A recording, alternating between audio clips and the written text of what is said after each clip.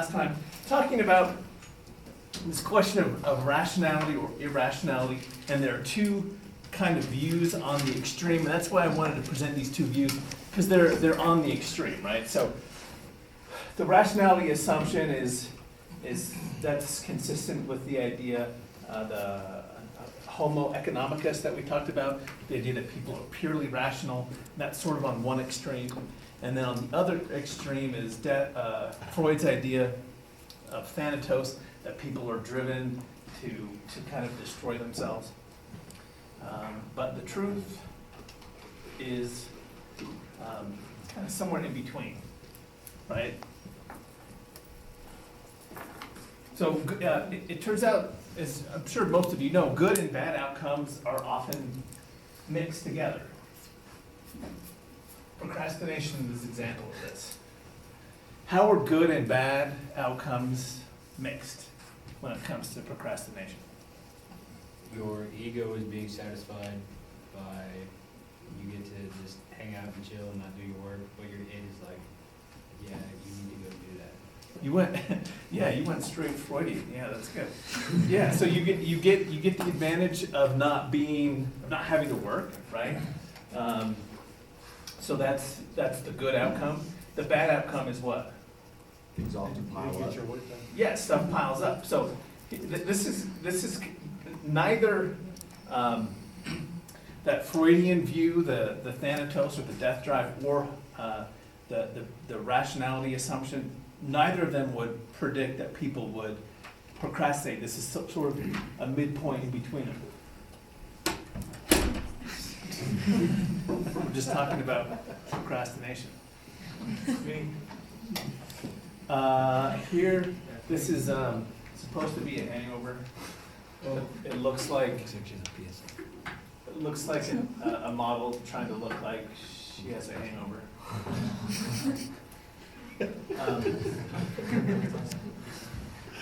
So how is a hangover an example of good and bad outcomes being mixed?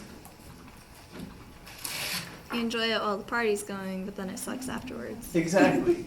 Right. So this Not that I again, have this experience. doesn't fit the rationality assumption. It doesn't fit the thanatos. It's a little bit in between. You find good and bad outcomes mixed most often when there are immediate benefits and delayed costs.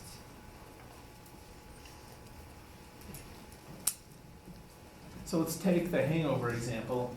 Let's say that rather than the hangover coming after the state of drunkenness, let's say there was a different type of alcohol that allowed the hangover to come first. So you drank in the evening, you felt like crap, and then you wake up the next morning and be super drunk. How would this do? How would this product do? Better or worse than? Worse, right? Yeah, of course. So you get these mixed outcomes when benefits are immediate and costs are delayed. A couple other examples of this.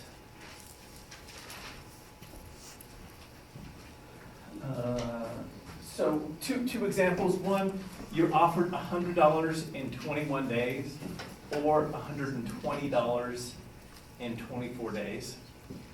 That's one. The second example here, you're offered $100 right now or $120 in 3 days. What's the difference? How are these similar and how are these different, these two examples? So you're already waiting for 3 weeks in the 21 days, so you would probably just tell yourself, like, what's another 3 days? So you're talking about the difference, which is, in this example, you're talking 3 weeks in the future. Right. And so you're talking 3 days, like, it's still 3 days, but it feels like it's a lot shorter of a time because it's 3 weeks away versus 3.5 weeks. So you might as well wait 3.5 weeks to get the 120. But for example, 2, it's a lot tougher of a decision. It seems like. Right, so this is in a lot of ways similar in that in both cases, it's 3 days to get $20 extra, right? But the difference is, as Michael pointed out, this one is far more tempting to take the the $100 right now. So just out of curiosity, let's say, take this example, and who would at least be tempted to take the $100 right now? Show of hands. That's maybe third. On this example here, who would be tempted to take this $100? Show of hands. 0 hands. One a half a hand. Okay. And so this sort of makes the point, right? Temporal discount is where you make irrational decisions based on immediate benefits or delayed costs.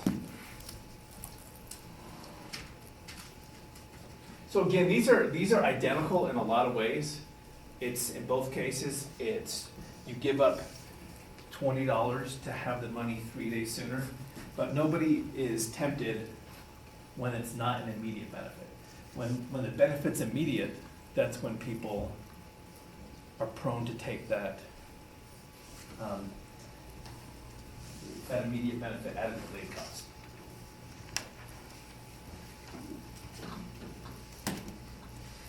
So, does anyone know what temporal means? Time, right? Referring to time, meaning you discount for time. Kind of graphically, this is a way to think about it. You weight the now heavier than later. Another way to think about temporal discounting. Some examples of temporal discounting when it comes to debt. How is debt an example or a result of temporal discounting?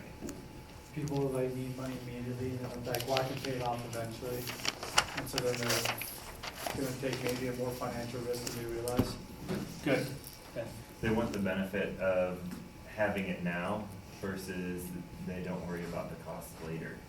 Yeah, so if you put something on your credit card, you end up paying more for it later, right? But you get the benefit of having it immediately. Is that? I was gonna say, like, with debt things, is if I can pay something off over the course of 10 years for $500 versus 15 years for $250, I'm more likely to pick the smaller things, because in the short term, I'm paying small terms, but in the long term, I'm paying more money, or something like that. I didn't totally follow that. Okay.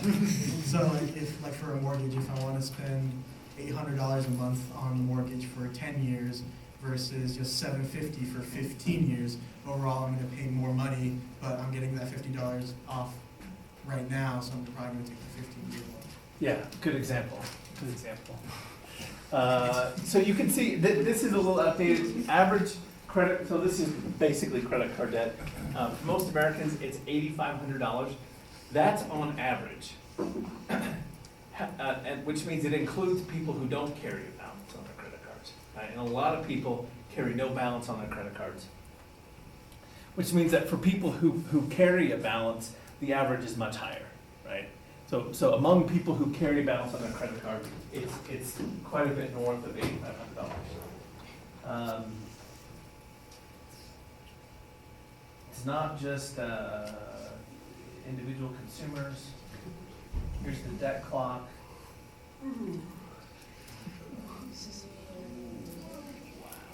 This should ruin your day. That's stressful. So, it's not just individual consumers who have a preference for,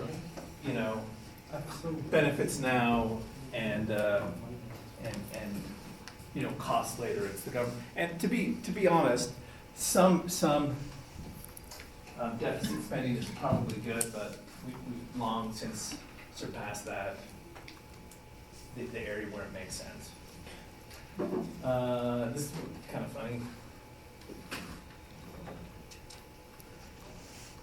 I think I got it. I buy something I want and then hope that I can pay for it, right?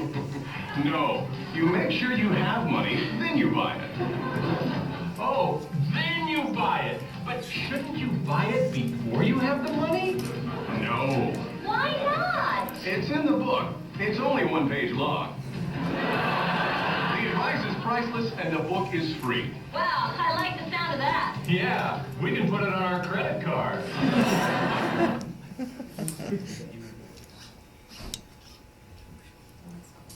So, well, let me back up and say, ask you this, we talked about debt, what are some other examples of temporal discounting? Immediate benefit at a long-term cost. Food, carton of ice cream, yeah. Okay, good example, yeah, so eating food, immediately the benefit of ice cream is, it's overwhelming.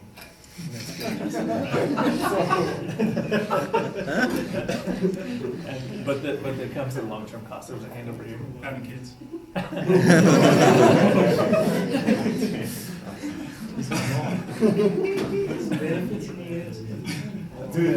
That's good. What's that? I was gonna say. You were gonna say that? Yeah, okay, good. Yeah, there's a lot of things where, you get an immediate benefit and you end up paying, long-term for it. So kind of the flip side to temporal discounting is delay of gratification, where you put off an immediate benefit in exchange for a larger reward down the road. And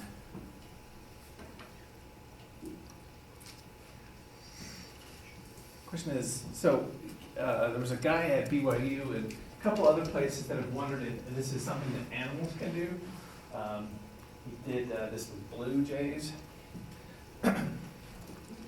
And what he found was that animals, blue jays in particular, can be trained to, if there's a little piece of food that comes, they can learn if they don't eat that piece of food, they can restrain themselves for a few seconds, then they get more food later. So you can actually teach birds, and you've seen this with dogs too, right? Where you can put a treat on the dog's snout and he won't eat it because, in exchange for a better treat later. Oh, that was my hand, sorry. So animals do this, can people do this? What's an example of people demonstrating delay of gratification? College. Good. That's what I was gonna say. What's another example of?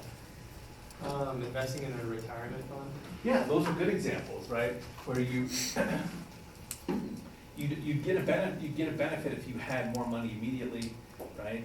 Of course, that comes at a long-term cost, but some people, will take less money in the present in exchange for investing that money in retirement. Of course, that's a good example of delayed gratification. College degrees, though, that's a great example of delayed gratification. Most people don't make much or any money in college, and they tend to do a lot better when they graduate. With having kids kind of made this too, because when you have kids, you don't get to live this. Kids are really expensive. So, but then when they get older, they take care of you, and so just kind of having kids kind of cool. Yeah. So the data on having kids, yeah, exactly. So when Rashad said having kids, I sort of that he might have meant reproduction, and that's a good example of immediate benefit, long-term cost. But kids. So most of the studies show people their happiness drops when they have kids, and it's a pretty strong effect. And it lasts a long time. It strains marriages and all kinds of things. But it's pretty, if you look at the data, it's pretty bleak. But people looking back who have kids almost always point to that as one of the best things in their lives. So even though the data show you're less happy, People are just stupid then. They make you go crazy. yeah. No, I think it's there's sort of your experiential happiness and your remembering happiness. Your experiential happiness drops when you have kids because you're dealing with with diapers and vomit an awful lot more than you would without kids, and those both decrease happiness. But you also, if you sort of look back on your day, this is the difference. If you ask somebody at any point in the day how happy they are, if they've got kids, that's probably going to be lower. At the end of the day, looking back, you're remembering happiness, that would be higher. Does that make sense? All right. Delayed gratification and earning. So now, there's always been a difference between people who go to college and people who don't in terms of income. That difference seems to be getting more kind of pronounced as we go along. And so this is a good example of delayed gratification. So you stay out of the market, the job market, for your college years, and you end up making more money down the road. The famous marshmallow study you guys have all heard about. Has anyone in here not heard of the famous marshmallow study? Got a few people. All right. So the study is set up like this. There's kids. They're given a marshmallow, and they're told if they don't eat the marshmallow for a couple minutes, when the researcher comes back, if the marshmallow's still there, they'll get additional marshmallows, right? And some kids ate the marshmallow, some didn't. But kids who didn't eat the marshmallow, there were differences. You know, there are very few personality differences that endure from childhood to adulthood, but this seems to be one where things you observe in childhood emerge later on as being important. They had higher SAT scores, more social competence, better grades, less drug use. In general, they turned out in a lot of ways better. So this is kind of speaking to the benefits of delayed gratification. Have they done a study where, like, instead of getting 3 marshmallows, they would get 5? Like, have they ever increased the number of marshmallows they would get? Does that change? Would that change it? If kids are more able to wait for more marshmallows? Yeah, I don't know. That's a good question. I don't know if they. My hunch is yes. These things, this kind of thing, I'm sure has been done. There've been a lot of different iterations, but I don't know. I can't say definitively, and I don't know how much that would affect the outcome. It's a good question though. Is there a hand over here? I was just gonna say, the kids were pretty young, so they might not be at the level where they can understand that 5 is more than 3, like to what extent they would understand that as much as older kids would.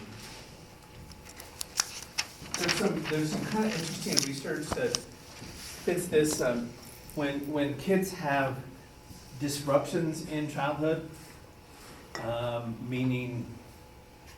usually meaning a divorce or somebody dying in their family, they tend to do more temporal discounting. They tend to want the marshmallow sooner. And part of the explanation is that if life seems uncertain, if it seems, your parental support may or may not be there,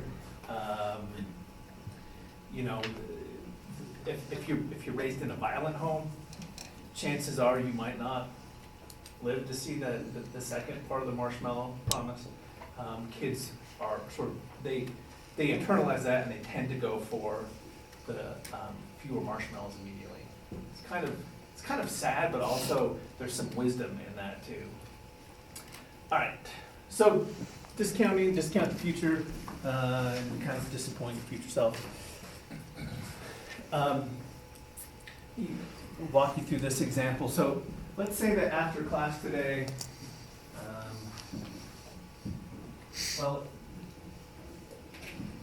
you can get $9.90 right after class, or you can wait an hour and get $10.10.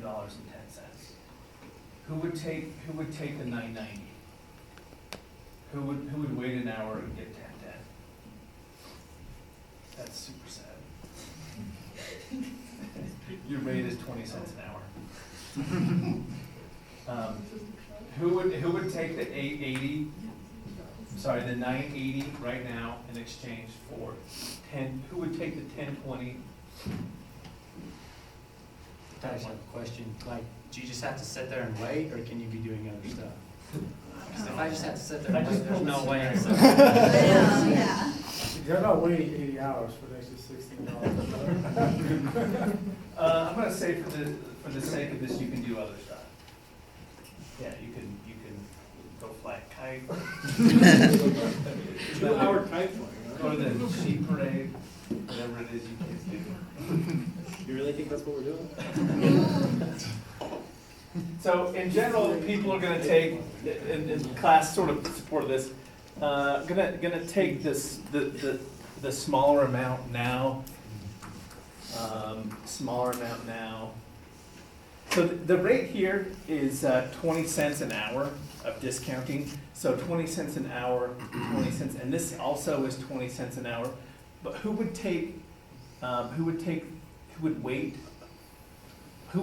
Which deal here would you take, the 18 or the 2? Most people would take the 18, right? So what this suggests is that people don't discount at a consistent rate, right? This exponential discounting is a consistent rate. What we find is that, back this up. This is $10 now versus $10 now, no discounting. Slightly less now versus more later. People are gonna take this deal. But when it's much less now in exchange for much less later, people are more prone to take this deal. It's called hyperbolic discounting, and I don't care if you remember exponential versus hyperbolic. That terminology is not important. The thing I want you to remember is this. The steepest, the most people discount is when it's right outside of now. For that first half hour, that first hour, that's when you find the strongest effects for temporal discounting. Once stuff gets to be far in the future, people kind of move in the direction of rationality.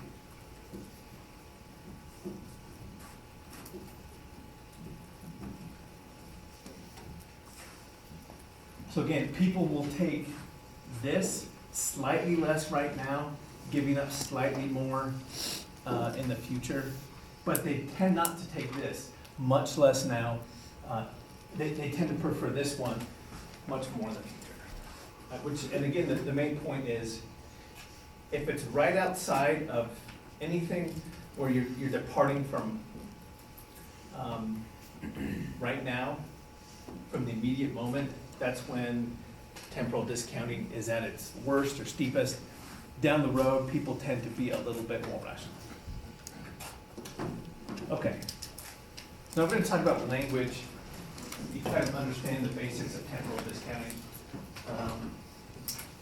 We'll kind of switch gears and talk about language and the effect of language on temporal discounting. Has anyone heard of this, the Sapir-Whorf hypothesis? It's not commonly known, but it's the idea that that language constrains your thinking.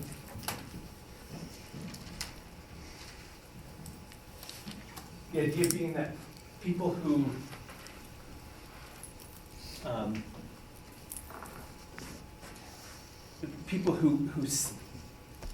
speak different languages think differently because that language, the language kind of constrains how they think about things. I'll give you a couple of examples that support this idea. Wow, this thing. All right. So, color example. There's the Zuni tribe, which lives in I don't know where they live. Oh, they're Native American, and they don't distinguish between orange and yellow in their language. And they did a study with the Zuni, and they showed them different colors and asked them to recall which color they had seen previously, and they showed poor recall for these colors. Right, which means that in some way there's this quirk in their language, which means it doesn't have orange and yellow. That's just one word for all of it. That affects their ability to remember differences between orange and yellow. Does that make sense? There's an Aboriginal language which does not have, they don't have a word for right or left. So how would that affect their ability to think? How would that affect their thinking? We probably lost more. They just turned. They're terrible at giving directions. Yeah. If anything, wouldn't they be better because they'd rely on northeast, southwest? That's I've it. actually heard of something like this where That's it, yeah, they rely exclusively on north, east, south, and west, which means that they're very adept at knowing where they're strongly oriented to the cardinal directions, north, east, south, southwest. So that's another example where kind of the peculiarity of a language affects their thinking. Now, in some language, future events are offset by specific words. We call these future time reference languages. In English, how do we talk about the future? If I ask you about tomorrow, if you ask somebody about tomorrow, how do you ask that question? Ask me what I'm doing tomorrow. What are you doing tomorrow? That was a terrible example. How would you normally ask that question? Who said that? Right there. Yeah, what are you going to do tomorrow? So, going to do that, in English, almost always we offset the future with specific words to designate that we're talking about the future. Right? Going to do, that means English is a future time reference language. In German, luckily we've got a few people who can say this with even better pronunciation than I could say it. More languages. Right on. So in German, to say it rains tomorrow or it's going to rain tomorrow, you don't have to use specific words to offset the future. German is not a future time reference language. So in English, we would say tomorrow it will rain, or more commonly, It's going to rain. it's gonna rain. It's going right. G-U-N-N-A. Yeah. But we offset it, right? So here's the list of languages and how frequently the future is offset. English, relatively high there, meaning that frequently we offset the future. You know, you can, as someone said, you know, what are you doing tomorrow? Not, right? So you don't always have to offset the future with specific words like going to in English, but frequently we do. And then other languages, they never do it, right?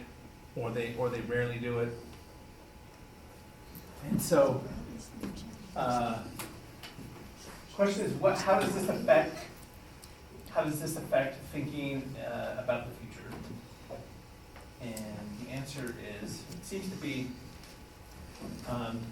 if you offset the future in language, the effects are similar to what we saw with the Zuni tribe and the Aboriginal tribe, which is that it affects your thinking. That in a subtle way, the language of our thoughts affects those thoughts. And so by requiring the use of additional words to talk about the future seems more distant to people who speak languages that require future time reference. Any questions about that? Let's consider for this. So they did this with people from 76 countries. Because you know, if you're going to compare, there's a lot of different things that go into people differences. Right? You can't just compare English speakers who live in the U.S. to Japanese speakers who live in Japan. There's so many different variables at play, and so they compared people with similar levels of income, family structure, education, and religiosity. Obviously, there's going to be some things you can't control for, the actual religion itself, right? You're going to find more speakers, people who are Hindu, who speak Hindi, right, than you would find in the US or somebody speaking English. But what you can do is measure how religious they are, how frequently they practice, stuff like that, so they include that. So what they try to do is get it so it's just the different languages, that's just what they're looking at. So the question is, should people who speak future time reference languages, should they temporarily discount more or less?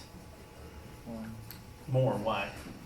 Because if you're retirement planning, then your retirement seems farther away than if you don't have that in your language. Yeah, right on. So the idea is future time reference languages, that seems more distant. It seems more distant because you have these additional words that kind of affect how you think about the future. So people, future time reference language folks save less than non-future time reference folks, 69% as much. At retirement, they had 39% less assets in retirement. Even when controlling for all kinds of other variables. I think I had a better graph. Oh, here it is. Look at this graph. Let's see, so light bar countries speak weak future time reference languages. Dark bar ones speak strong. So the pattern, this isn't perfect, right? It's not, you don't have all of the light ones lined up on one side and all of the dark ones lined up on the other side. But the pattern, what's the pattern? Where do you see more of the dark? You see more of the dark bars on the right side, and as you can see, that corresponds to. Look at the US. To where's? Yeah. We're not doing too well. Yeah, our savings rate is pretty. It's pretty sorry. That's why we have Social Security. That's what? That's why we have Social Security, is because Americans won't save, so the government forces you to save by taking it from you and putting it in things. Well, by taking it from your posterity, Yeah. more accurately. Originally, it wasn't like that. Isn't this the generation though that has the least hope for the future getting there? The world's ending. We see the debt clock and we're like, might as well just blow it all. It's the next Greece anyway. That's great. The least hope in the future will be there. You reach a So why are certain we at age school? and there's just time ceases. So these differences hold even when you're controlling for all these. So they tried to compare similar families, and then additionally they controlled statistically for GDP growth rate. Because you could make the case, where did I put that? You could make the case that these are more sort of rich countries, and that's what, although you've got Greece down here, but you could make the case that it's richer countries, and that's why they save less, right? Because you can, there's more money, and so you don't need to save quite as much. But this holds when you're controlling for GDP, growth rates, interest rates, unemployment rates, stuff like that. So it does seem to be something to this. What's that? What's that? They save a lot.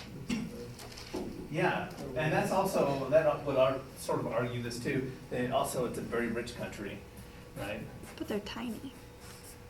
Yeah, they're tiny. I think almost always at the top of the highest income per capita. So it's other behaviors too. So they looked at not just money savings, but other things that suggest a preference for immediate benefits at long-term costs, such as safe sex.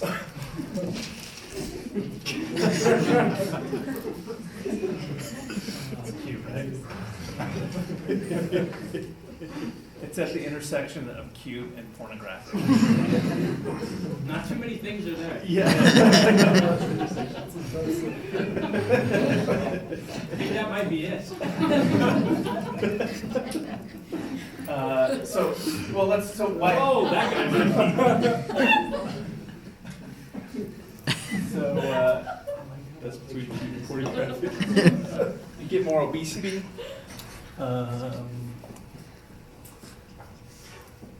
more smoking, more sedentary lifestyles. So in general, this right, U.S. strong future time reference tends to be guilty of all of the above, right? And part of it. So the point is, you guys don't have to blame yourselves. You can blame your language. So you had no choice. All right. We want to talk about financial planning. Yeah, let's do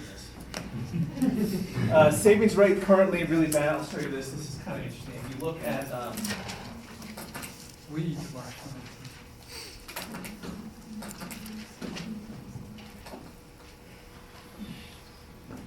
so this is savings rates over time since the 60s. What do you see? So starting in the 60s, this is where we were. This is where we are. What do you notice?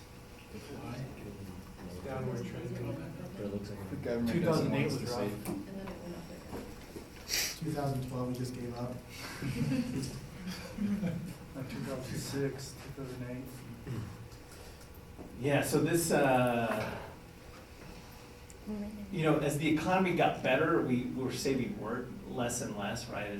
And then as people actually, as the bubble burst and people were kind of devastated, you would expect, people had less money, but suddenly there is this kind of slight upward trend here, as I think people kind of realized what it's like to be just completely out of money. I think I'm going to stop here. I want to finish this up next time.